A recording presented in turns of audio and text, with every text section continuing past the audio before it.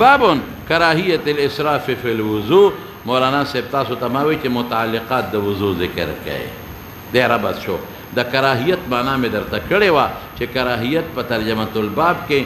د دینه مراد هغه کراهیت مصطلحنی مراد کله به کراهیت لغوي مرادي او مکروه کې یو شی کراهیت یعنی مکروه دي طبعا او کله به مکروه تنزیهی وي کله مکروه تحریمی کله حرام. دلته د کراهیت د حرمت مراد دی ځکه اسراف فی الوضوء پنځ د ائمه اربعه حرام دی نو کراهیت د حرمت مراد شو. وبه قال حدثنا او اسراف ستوي خروج د اعتدالنا ستوي خروج د اعتدالنا چې شرعا د الله کوم اعتدال اخو دی دا غینه خروج کې او غسد ادا چې درو ځلونه زیات استعمال کې یا درې ځله کې خو ډېرې لګي بعضې وخت کې درې ځله بنده کوي خو ډېرې استعمالوي نو ګوره فقهاوي که په نهر جاري وي که نه نو هم به ځان ساتي. مخکې ده محمد ابن بشار بس نور پکې خاص خبره نشته کلام پر راویانو شرح د حدیث او مسائل مستنبطه. محمد ابن بشار چې موږ ته بندار وایو بندار عالم فایق ته وایي د دې ټولو صحاح شیخ دی او ابو داود طیالسی مراد دی. یو ابو داود سجستانی دی هغه دغه دی چې دا تاسو دا کم سنن د ابو داود وایي او دا بل ابو داود طیالسی دی د ځان خپل مسند دی دا بصری دی او د دم سلیمان نوم دی ابو داود طیالسی نوم څه دی سلیمان.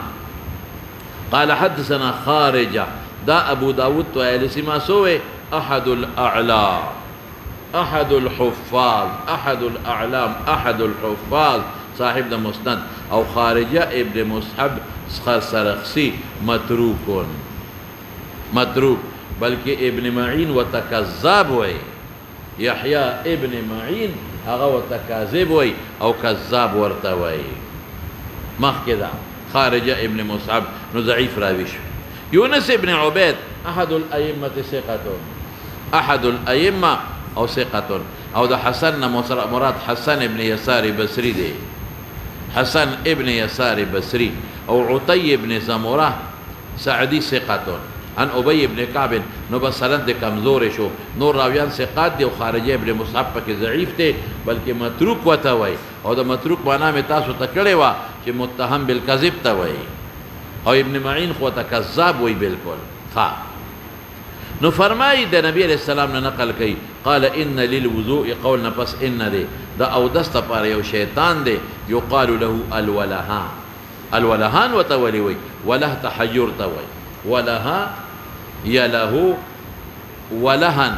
تحير توي سړی حیران کوي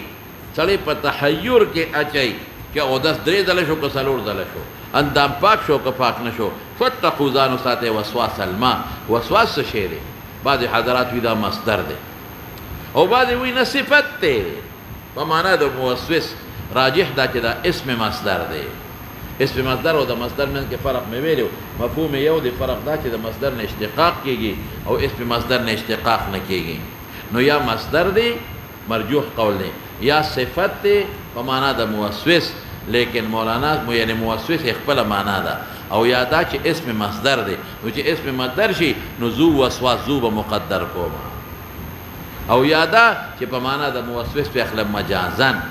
دا غنه ځان وساته او ما ویلي چې وسوسه څه ته وایي رسول الله مبارک فرمایي ان للشیطان لمة بقلب ابن آدم وللملك لمة بقلب ابن آدم حدیث دی الحدیث نو یو خوا شیطان لته ناست دی ګناه ورته چې چوبه استعمالوه شابه هله به پاکېږي چې خدا سین په ځان تش کې دته دې عمل ته وسوسه وي او دې شیطان ته وسواس وي یو خوا فرشته ناسته را او ته نیکي ورچوي د هغې فرشتې هغه نیکۍ ته الهام وایي او هغه فرشتې ته ملهمه وایي نو سوي فتقوا ځان وساتئ د موسوس تماعنا نو مناسبت د باب څه شو چې دې وسوسه چې ډېرې اوبه در باندې استعمالوي او دا حرام دی اوس د حدیث ته ډېرې خبرې معلومې شوې یو دا چې د شیطانانو خپل اقسام یې درته وښول یو شیطان هغه دی چې هغه تا ته وسوسې اچوي دا ځان له یو شیطان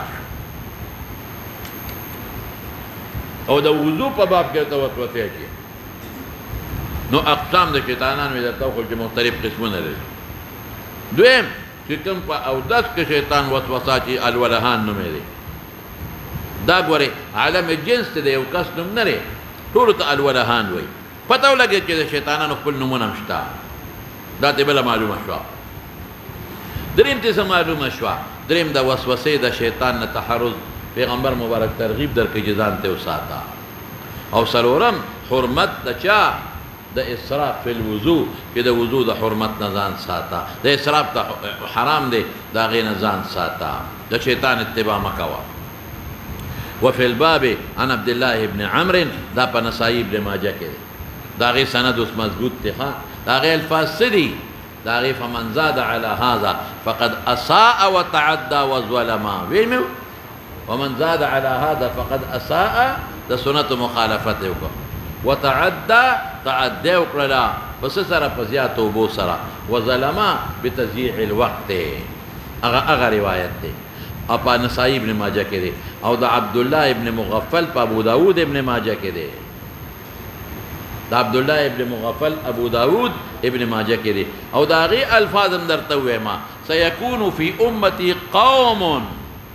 يعتدون في الطهور والدعاء.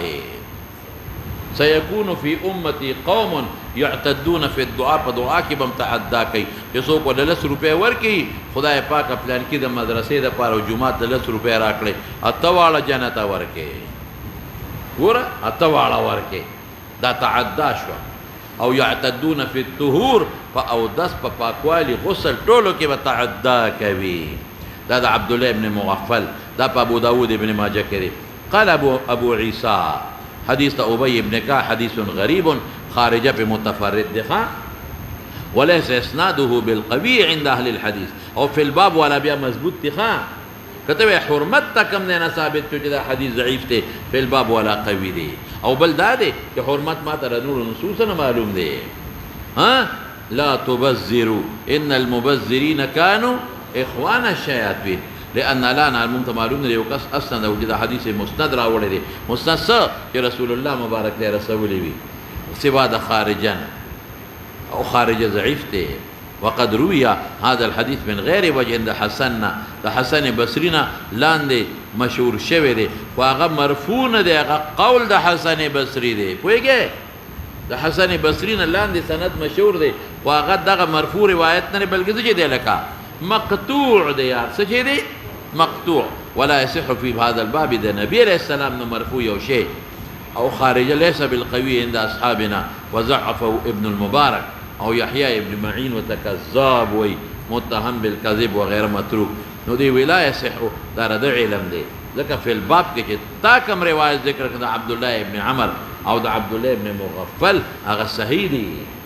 نو ته څنګه وایې چې لا يصح؟ دا په خپل اشاره وکړه د عبد الله ابن عمر او د عبد الله ابن مغفل، او دواړه مضبوط روایات دي. زه اوس ورپسې اشاره.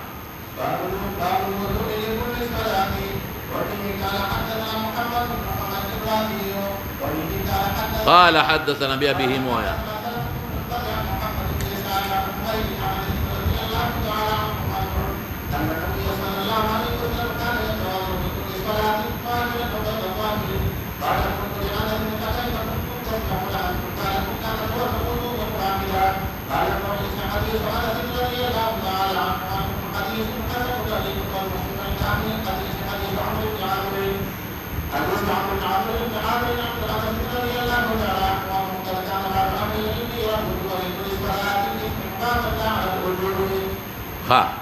وضو لكل صلاة حکم لري. اجماع د علماء د پدې نن سبا څوک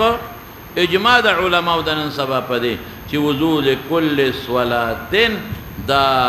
کمخ کې او دسمه او دس وو او بیا او دس کې، نو دا دوباره نوې او دس نه فرض دی نه واجب دی، بلکې څه دی؟ مستحب. مخکې په سلفو کې پکې لږ اختلاف وو، اوس د اختلاف نشته. اوس اجماع اگر نووي لیکلي د اجماع ده. وګوره یو خبره یاد ساته، حکم یې سره د وضو لکل صلاتین، واجب خو نه دی، مستحب دی حکم. خو کله مستحب دی مولانا صاحب؟ چې په هغه مخکني او دس د مونځ کړی وي. ګوره او که یو دل دی اودس وکړو مونځ دې پې ونه کړو دوباره اودس کې بیا اسراف او تبذیر دی بیا ګناه ده په دې نقطه پوه شوې نو وضو لکل صلاتن اوس اجماع د نووي لیکلی دی چې اوس اجماع ده چې دا مستحب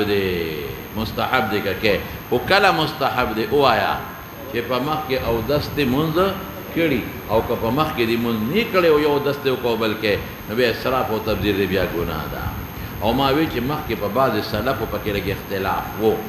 اوس پکې یو نقطه شته نور څه خاص خبر نشته احوال د راویانو دی او که شرح د حدیث ته او مسائل مستنبته دي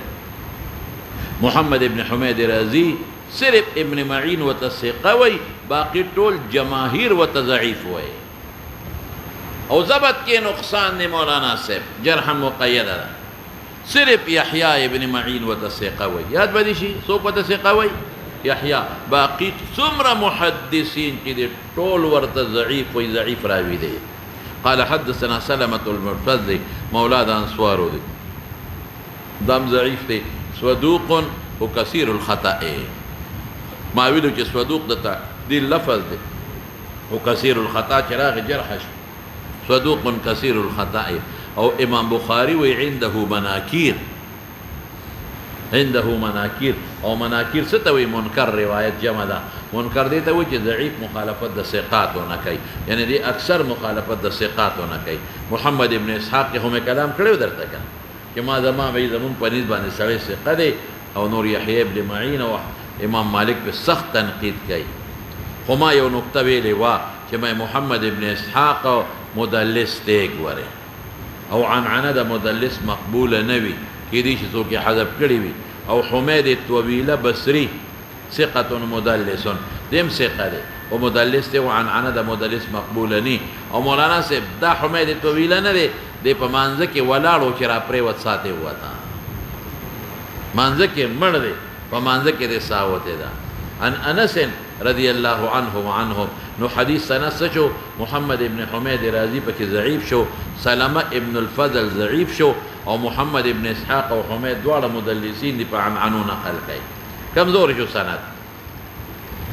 زوس ان النبي صلى الله عليه وسلم كان يتوضا لكل صلاه حضور پاک په منځ کو او دس کو د هر مانځه د پاره د صلات نه مفروض مراد ده هر فرض د پاره طاهرا او غیر طاهرا په دې حال کې که پیغمبر مبارک به طاهر یعنی او دس په بیا به امکاو او که غیر طاهر نو قال راوی وی د انس شاګرد حمید دی قال د حمید مقوله ده چې ما قوي انس ته کیف کنتم تصنعون تاسو بس کاوله حضور پاک په هر منزل کو تاسو بس کول انتم تاسو قال كنا نتوضا وضوءا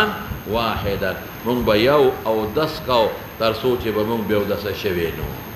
اوس مولانا صاحب پیغمبر مبارک هر منزل ولې او دس کو کطواهر او بعضی وی دا د پیغمبر مبارک خصوصیت او پاغه واجب دا د پیغمبر مبارک خصوصیت او پاغه سو واجب او امت واجب نو او مولانا صاحب د عبد الله ابن حنظله روایت په ابو داود کې هغه دلیل ګرځي د عبد الله ابن حنظله روایت په ابو داود کې هغه دلیل ګرځي دا غي الفاظ سدي وغيرها ان النبي صلى الله عليه وسلم امر یا دیکھا ان النبي صلى الله عليه وسلم امر بالوضوء لكل صلاه ان النبي صلى الله عليه وسلم امر شبع بالوضوء لكل صلاه فلما شق عليه امر بالسواك بيوایا دا عبد الله ابن حنظله روایت تسمه وي ان النبي صلى الله عليه وسلم امر یاد کیا کنا یار ان النبي صلى الله عليه وسلم امر بالوضوء لكل صلاه فلما شق عليه امر بالسواك فابو داود کې او صححه ابن حبان ابو داود کې دے او په صحیح ابن حبان کې دے هغه وت صحیح هم ویل دي نو هغه نه دا معلومه چې په حضور پاک واجبو لیکن مولانا صاحب د دې حدیث خو ټیک د صحیح دی او د مطلب نه دی ټیک د عمره چې پیغمبر ته امر وشي د الله را طرف نه او د الله امر کله د وجوب د پاره او کله استحباب د پاره دلته د امر نه امر استحبابي دی ګوره څه دی استحبابي دی عمره حکم شوی د الله نه بالوضوء لكل صلاه فلما شق عليه امر بالسواک. نو امر بالسواک اوس رښتیا وایا چې په پیغمبر مسواک واجب فرض دی که مسنون دی؟ هغه قرینه په دلیل شو. امر ټیک ده چې ظاهر متبادر د سره لپاره راځي مولانا، د وجوب د لپاره راځي. امر ظاهر متبادر چا لپاره راځي؟ د وجوب. خو دلته د امر نسه مراد دی لکه استحباب یا مسنونیت، ولې رستو په قرینه ده. فلما شق عليه امر بالسواک. نو سواک خدا دی د ټولو پریز په پیغمبر سفر د واجب نه دی، نو مسنون دی. خلاص شو. نو یو قول دا چې په پیغمبر واجب و لومبه زمانه کې، او بیا وجوب منسوخ شوی دی او په امت مسنونو. لیکن راجح قول څه دی؟ وایا چې پیغمبر مبارک که هر مانځله کړی دی په کومه طریقه کړی دی؟ په مسنونیت. حدیث ضعیف هم دی. ها اینما کنا نصلي، تاسو به څه کول؟ تصنعون حکایت د حال ماضیه دی. کنا نصلي الصلوات ټول بوضوء واحد، تاسو چې به مونږ بیا اودسه شوي نه وو. نو ګوره که پیغمبر مبارک دا د وجوب د پاره کو، نو صحابه به بیا ولې دا عمل کو؟ نو یا د پیغمبر خصوصیت دی الله او یا څه شی دی؟ مسنون دی. او صحابه وایي چې داسې مسنون دی مونږ پې عمل نشو کولی. اوس مولانا صاحب دارمی په خپل مسند کې یو روایت راوړلی دی، الفاظ یې واوره. دارمی پر خپل مسند کې، مسند د دارمی کې یو روایت راوړلی دی او سند یې مضبوط دی. الفاظ یې څه دي؟ قال النبي صلی الله علیه وسلم لا وضوء الا لمن احدث. څه مې وویل؟ لا وضوء واجب. پته ولګېدله چې تر څو بیا اودس نه وضو در باندې واجب نه دی. خلاصه شوه. قال ابو، نو حدیث سره وتل دا ترې وتل چې پیغمبر مبارک هر منزل اودس کو، یا په واجب او بیا منسوخ شوی دی یا په طریقه د مسنونیت. او دویم دې څه معلومه شوه چې په صحابه به دا دوی به یو ځل اودس کو. بالکل پیغمبر مبارک دا مسنون دی او خیر دی، کله په سنت او عمل اونکی او کله وکړي سړی مستحب باندې. قال ابو عیسی هذا حدیث حسن صحیح. زاجی بس افسوس کوما چې دی وته حسن کم ځای کې دی؟ نه، حدیث انس حدیث غریب محمد ابن اسحاق په متفرد دی، او دی وته حسن کوي نو په اعتبار د تعدد د طرق وبوي نور ضعیف دی. والمشهور عند اهل الحديث سعيد عمرو بن عامر د انس نه دی. اگر استر روان دی هغه مضبوط دی، ښه را روان دی. وقد كان بعض اهل العلم يرى الوضوء لكل صلاه استحبابا لا على الوجوب. او ما وی چې په سلفو کې بعض حضرات به وی چې واجب دی. اوس نشته اختلاف. دا وی دلیل نشته درته وایم. دلیل دا اذا قمتم الى الصلاه فاغسلوا وجوهكم. ا مطلق ته چې مانده ته ودرېږي اودس وکړه، اودس کې یو کنه. لیکن هغه کې مون قید لګاو اذا قمتم الى الصلاه وانتم محدثون. اذا قمتم الى الصلاه وانتم محدثون قید او کتب قرینه په سره په محدثون. ماشاءالله قرینه په نست قران دی. قران کې رسول الله وی يريد الله ليطهركم، يريد الله ليطهركم. نو تطهیر خوال راځي سړی به ودسای. نو اقتضاء النصب او باسم، اقتضاء النص اذا قمتم الى الصلاه وانتم محدثون، اقتضاء النص. او قرینه په صدا يريد الله، يريد الله دې څنګه دی؟ ليطهركم داسې دی. ها يريد الله نه نه دې سره نه دی. يريد الله ليطهركم کوم ځای کې دی؟ هو یې لغوندي اذا قمتم الى الصلاه فاغسلوا وجوهكم الى المرافق. ورپسې څنګه دی؟ الى الكعبين.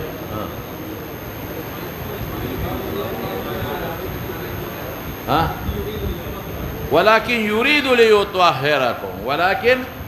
يريد ليطهرهم. نو ليطهركم دلیل پدې کې دا حکم چا د پاره دی چې به ودسه. او مولانا صاحب یو بلم درته وایم د جنوب په حق کې الله پاک سوی فتوهروا وی سوی. نو دا غي نمون په دلالت النص سره معلومه چې جنوب باندې التفتوهروا راغلي سره راغلي دي فتوهروا. نو معلومیږي دا چې الته غسل د چا د پاره دی؟ د تطهیر. دلته وضو د تطهیر د پاره شو. الته غسل د تطهیر د پاره، دلته وضو چا د پاره شو؟ د تطهیر. اس خبره نشته. زمخ کې لار شوا دا اقا روایت ته چې د عمرو ابن عامر دی. محمد ابن بشار بندار تیر دی ثقه دی. یحیی ابن سعید قطان لوی محدث دی، امام الجرح والتعدیل. عبد الرحمن ابن مهدیم لوی امام د جرح و د تعدیل دی. قال حدث سفیان، سفیان ثوری مراد دی، سفیان ابن سعید ثوری. دا عمرو ابن عامر انصاری تابعی دی دا غری. قال سمعت دوس مضبوط سند دی. يقول كان النبي صلى الله عليه وسلم يتوضع عند كل صلاة. یا په مخ کې فرض او الکاکا او بیا څه شوی دی منسوخ شوی دی، او یا مسوه چې مخ کې بم پیغمبر مبارک په طریقه د استحباب کاو، لیکن چې څوک وایي چې مخ کې فرض او منسوخ دی نو کله منسوخ شوی دی؟ څوک وایي د فتح د مکې پر ورځ منسوخ دی، ودرېږه نقطه واوره، او څوک وایي د خیبر پر ورځ منسوخ دی، لیکن دا جواب زما دواړه نه دی خلاص. د فتح د مکې په اتمه هجره شوی دی او خیبر په اومه دی، لیکن پیغمبر مبارک په غزوه خندق کې په یو او 10 بلا منځونه کړي دي. خندق یا په څلورمه هجري کې دی یا په پنځمه کې دی. څوک فتح د مکې کې منسوخ شوی دی د پیغمبر مبارک نه په اتمه کې، او څوک غزوه خیبر کې هغه په اومه په اول کې، لیکن پیغمبر مبارک غزوه خندق کې په یو او 10 کړي دي ګڼ منځونه. آیا په څلورم کې دی راجح دا چې په پنځم کې دی؟ زه اوس مخکې دا قلت فانتم ما کنتم تصنعون قال كنا نصلي منځ کوو ټولو بوضوء واحد ما لم نحدث، او ما د دارمي روایت درته وي چې لا وضوء الا لمن احدث. نو بس حدیث نه دا مسلې معلومه شو چې رسول الله مبارک فرمایله او دس کوو، او صحابه کرامو په یو او 10 ډېر منځونه کړي دي. قال ابو اسحاق هذا حديث حسن صحيح بالكل صحيح شو. وقد روي في حديث عن ابن عمر عن النبي صلى الله عليه وسلم انه قال من توضع على طهر دې پاک دی کوي كتب الله به 10 حسنات لسنه کې د لسو نه کونه د لسو د سونو نه کې مراد دي. دا د شوله کې لس او 10 دي کړي. وګورئ مولانا صاحب دا کلا چې په مخ کې او 10 منځ کړي وي. یو مشهور روایت تاسو په کتابونو کې ویلي چې الوضوء على الوضوء نور. دا څه ده کنه؟ دا ګوره د پیغمبر مبارک حدیث دی. منذری په ترغیب او په ترهیب کې لیکلي دی علامه منذری چې لا اصل له بل هو قول بعض السلف. حواله مې درکړه. منذری په ترغیب او په ترهیب کې لیکلي دی چې لا اصل له بل هو قول بعض السلف. دا د بعض سلف قول دی. الوضوء على الوضوء نور. دا رڼا ده، نو دې له اصل نشته. زمخ کې دا وروى هذا الحديث الافريقي. افريقي بيجنه عبد الرحمن بن زياد بن انعم افريقي. یاد دی ضعیف راوی عبد الرحمن بن زياد بن انعم افريقي ضعیف دی. عن ابي غطيف دا هذلی دی مجهول دی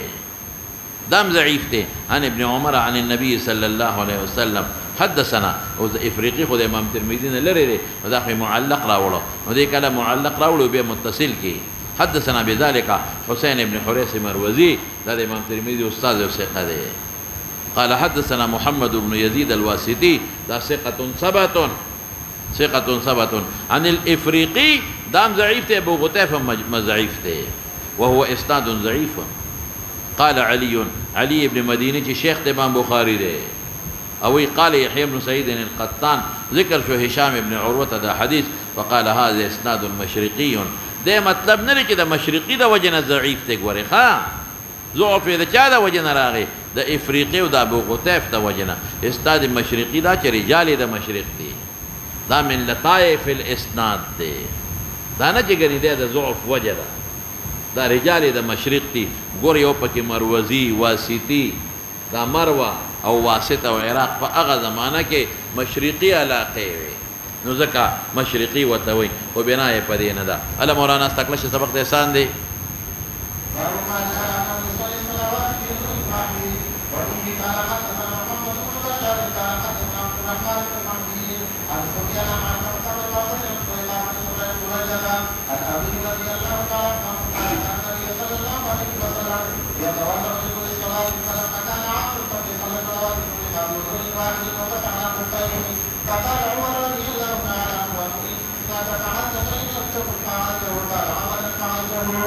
انه يصلي الصلوات بوضوء واحد. دا په بعض خلق ورد اوس نشته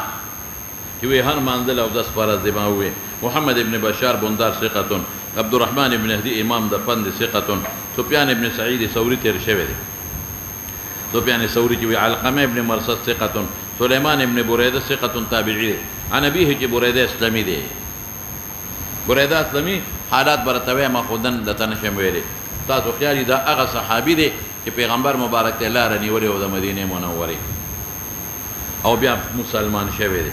قال كان النبي صلى الله عليه وسلم يتوضا لكل صلاه ولما كان عام الفتح صلى الصلوات طول منذ يوم ودسوكل ومسى على خفيه فقال عمر انك فعلت شيئا لم تكن فعلته تاخو اغا كارو كچه مخکې نه دکړي قال عمدا فعلته لکه سوالک چې دا عمر په دا سوالک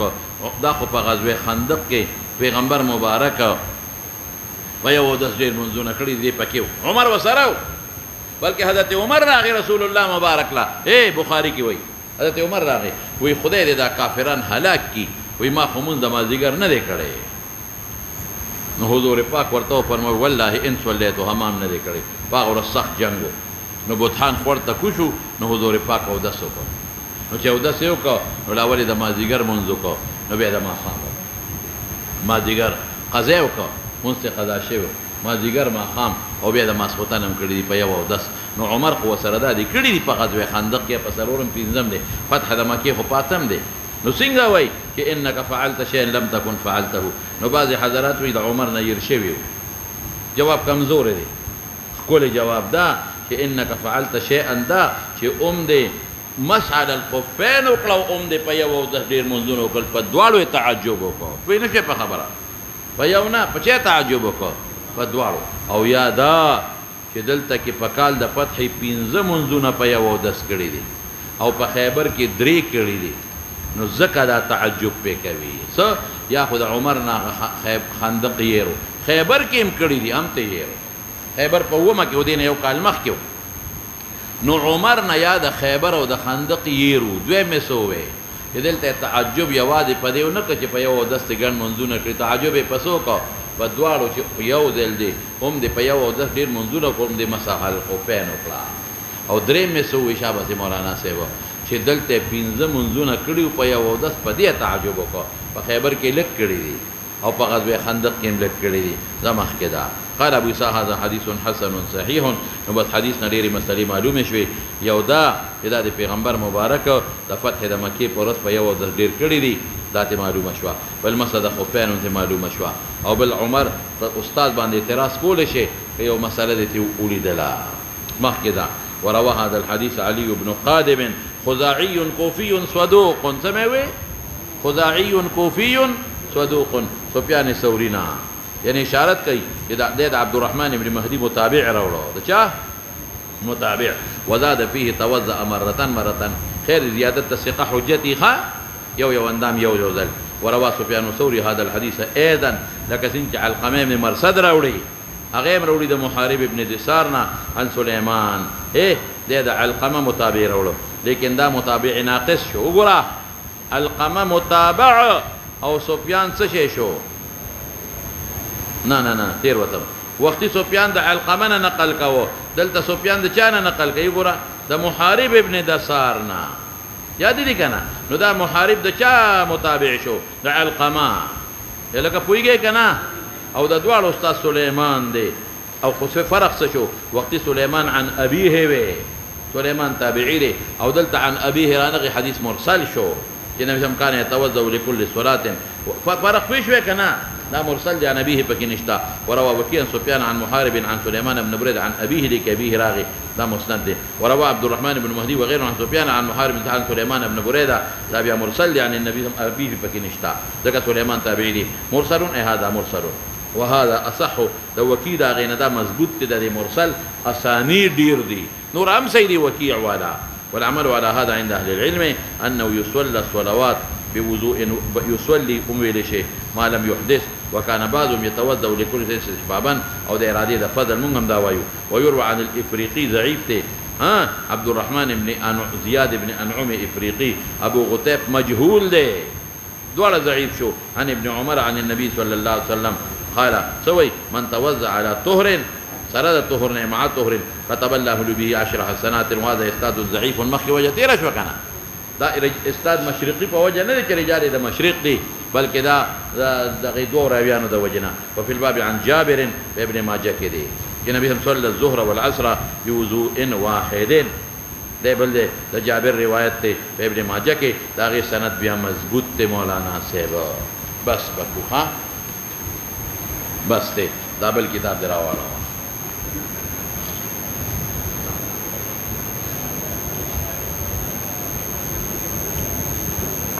خو مطلوب دی چې مونږ یو یا مړ شو خو شهیدان بشو کړه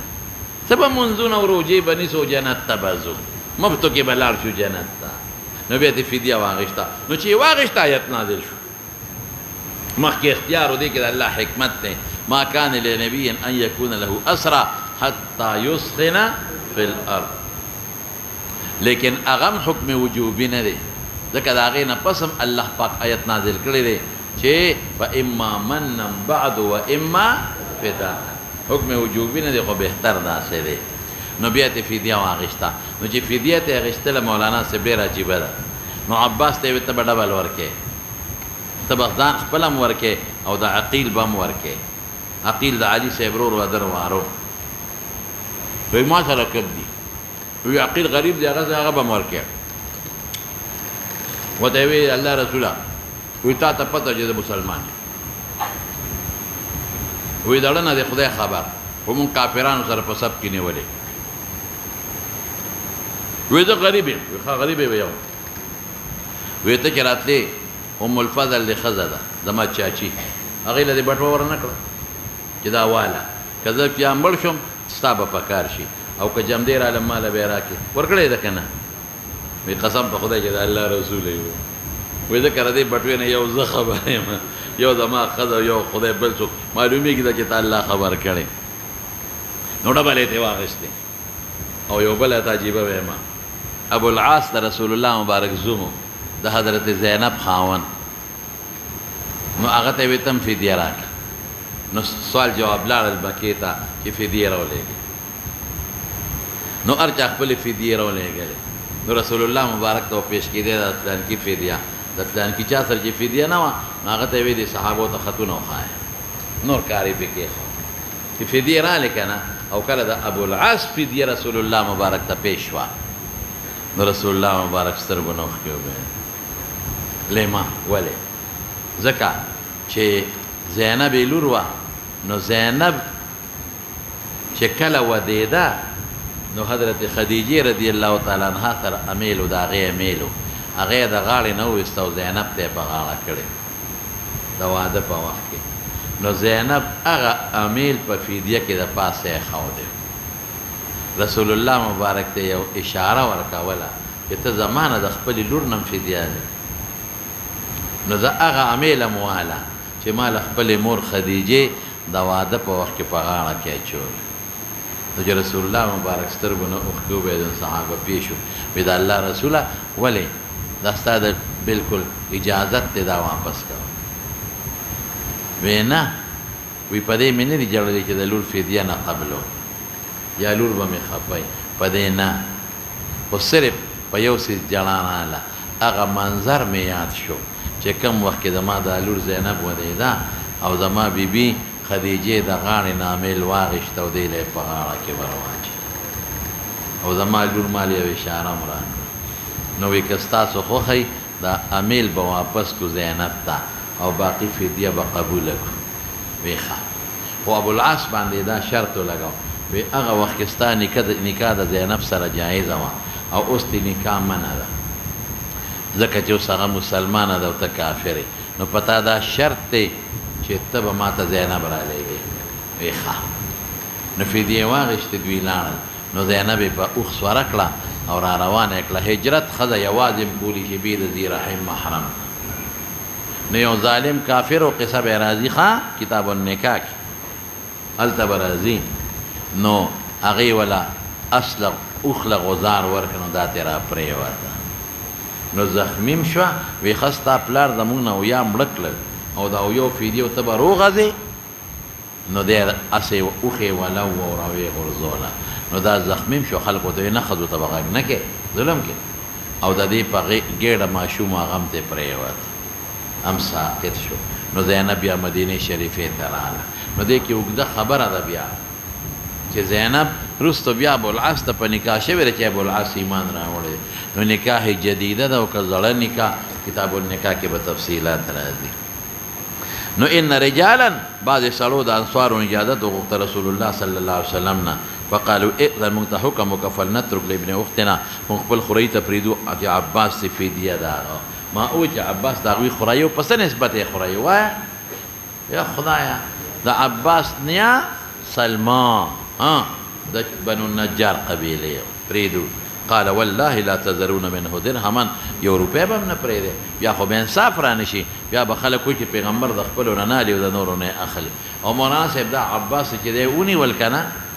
نو دی شاته لاسونه تړلي نو حضرت عباس د پیغمبر مبارک سره خوا کې یو کور و په هغې کې نو پیغمبر مبارک له ټوله شپه خوب نه ورته بالکل خوب نه ورته چې خوب نه ورته نبی علیه السلام لا نو ام المؤمنین صحابو ته سوال جواب وکړه چې رسول الله مبارک له خوب نه ورځي او کله دننه ځي کار بار کې دا څه وجه ده هغه عباس ته لاسونه سخت لري او هغه زبیرګي کوله نو پیغمبر مبارک له خوب نه لیکن سفارش یې نه کو چې لاس ولا کولاو چې بې انصافي را نه شي نو بیا صحابه ورلل نو هغه له مټې شاته کلکې تړلې هغه زبیرګي کول نو بیا ولا مټې سستې کړې نو چې د هغه زبیرګي قلار شو نو حضور پاک بیا وده شو دومره خو یې مینه ده فدیه یې پوره واغېسته ورپسې شه مولانا صاحب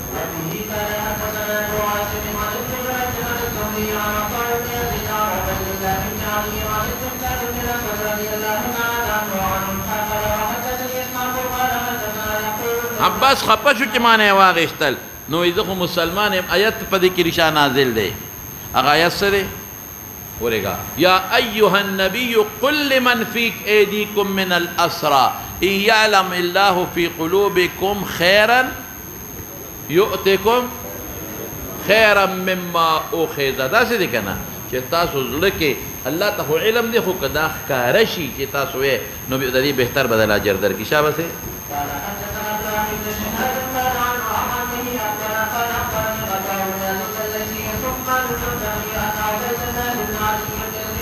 عبید الله ابن عدی ابن یال اخبره خبر ورکړی چې تعالی چې مقداد ابن عمرو کیندي وکانه حلیفا لبني زهره وکانه ممن شهد بدرا د مناسبت د باب او دا مقداد هغه چې رسول الله مبارک ته پاتې د تقریر وکړو یاد دي کنه چې موږ د موسی علیه السلام د قوم په شان نه یو چې وی اذهب انت وربک فقاتلا لیکن دی قبیله سره تعلق لري او حلیف د بنو زهره حلیف د ویل لکه څنګه چې د انصار او مهاجرینو قسم شوی بنو زهره د پیغمبر مبارک ما ماخیلو وکانه ممن شهد بدرا مع رسول الله صلی الله علیه وسلم نو اخبر خبر ورکړه د مقداده چالرا عبید الله لرا سو خبر ورکړه چې انه د مقدار قال لرسول الله صلی الله علیه وسلم ارايت ما خبر راکا ان لقيت رجلا من الكفار کذا ملاقشم یو رجل د کفار سر په فرض محمول دی فقتلنا یو بل سره جنگ وکړو فقتلنا معنا د ما کړه وګوره مرګ نه دی مراد جنگ مو کو فضرب احدى يدي بالسيف ودي سړي د ما یو لاس په تور وه فقطعها لا سران بريكا ثم لاذ مني بيمان پناوني ولا په یو شجره لاذ يلوذ لوزا یو ان شاتشو وقال اسلمت لله اقتله يا رسول الله قتل كم پس داغینا قالها چې کلمه ویلا فقال رسول الله صلی الله عليه وسلم لا تقتله مي وجنا ولی مسلمان دے فقال یا رسول الله انه قطع احدى يدي اما لاس ته پرې کړې دے ثم قال ذلك دا كلمه بعد ما قطع هذا يرنا ویلدا فقال رسول الله صلى الله عليه وسلم لا تقتله فان قتلته ما نادرتكم چشکال ختم شي وکیدا وسو فان قتلته ما نادرتكم چشکال ختم شي فان قتلته کتامل کدلرا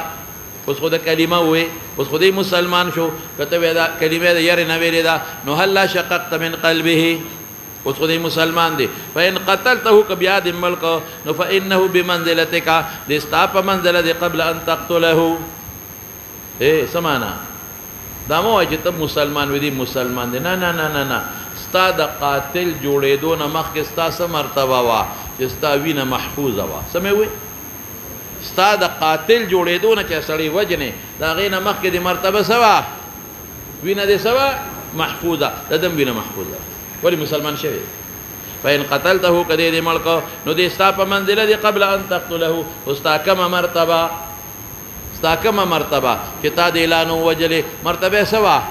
حفظ الدم دیم حفظ محفوظ الدم دی وانك بمنزلته او دې ستا په مرتبه شو مخکې د هغې نه چې تا چې کلمه ویلې ده التي او تر د په مرتبه شوې مخکې د هغې نه چې د کلمه ویلې وه نو ظاهر دی دا معنا چې ته کافر شوې ځکه د کلمې نه مخکې کافر او ته کافر شوې نو په قتل د مسلمان خو سړی کافر کېږي نه نو څه ما ته وګوره غیر محفوظ الدم شوې څنګه لکه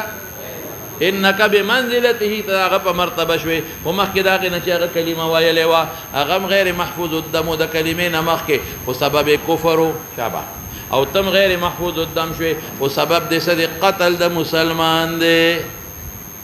هلکه په سوال جواب باندې پېښ شوې انک ته په منزله د ده شوې خو د کومه منزله قبل ان یقول کلمته التي قال د هغه مرتبه د کلمې نه مخکې د څه وه هله کفر مو وایه څه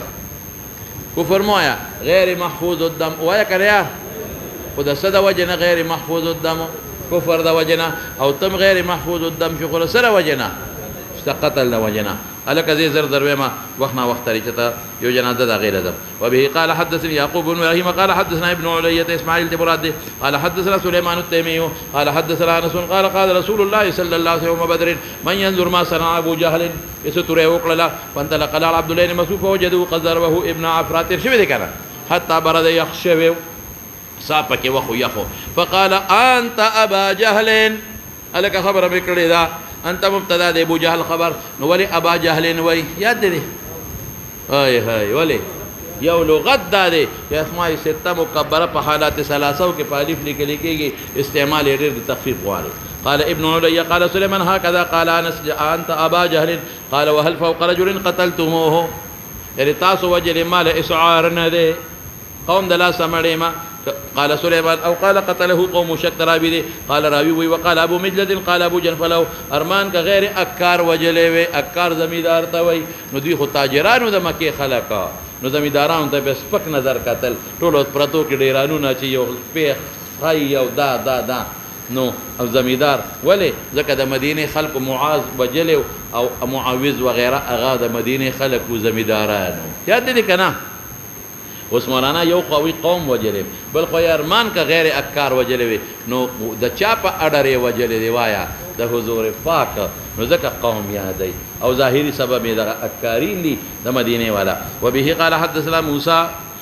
قال حدثنا عبد الواحد قال حدثنا معمر عن الزهري عن عبيد الله بن عبد الله قال حدثني ابن عباس عن عمر لما توفي وفاة النبي كريم صلى الله عليه وسلم قلت ابي بكر ما ابو بكر توي عمر وي انطلق بنا الى اخواننا من بود خپل ورونو ته چې انصار دي الا شابه ځکه دوی ته اطلاع را رسېدل چې انصار لګیا دي د الله بادشاه مقرري فلقينا منهم ملاقي شو د انصار نو وصلوا صالحا شهدا بدرا دا دوره لما خلال اغي شابه زر ورځي ګوري امير مقرري فحدثت عروة عبيد الله مع عروة دا حديث بيان کو اذا دو کسان سوق لي قال هو عويم بن ساعدة ومعنى ابن عدي دا دوله بدرين دي مناسبة دبا وبه قال حدثني اسحاق بن ابراهيم سمع محمد بن فضيل عن اسماعيل عن قيس قال عطاء البدريين تنخاد بدرين 15 عمر بوله 15 درهم تنخا ورکول بیت المال او نور لبه كما ورکولا ویل اعفضلنهم على من بعدهم دوی له فضیلت ورکوم په هغه چا باندې چې دوی نه پس دي